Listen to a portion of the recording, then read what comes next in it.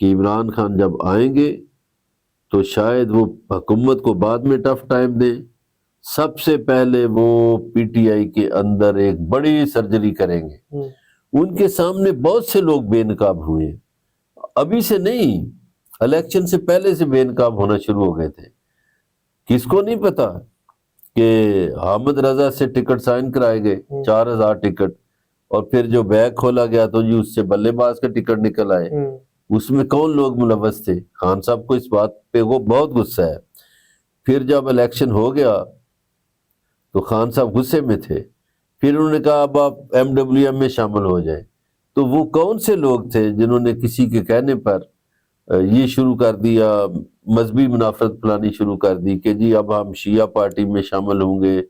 حالانکہ یہ اتحاد ہے، سیاسی اتحاد ہے۔ اور جو لوگ یہ پروپیگنڈا کرتے ہیں ان کے لیے میں یہ کہوں گا کہ ایم اے دیکھ لیں، ایم اے میں مولانا فضل الرحمان بھی تھے، جماعت اسلامی بھی تھی، ساجد نقوی بھی تھے، ایک ہی ٹوکرے میں تھے، ایک ہی کشتی میں تھے۔ اس وقت کیوں نہیں شیعہ سنی کی جنگ شروع ہوئی؟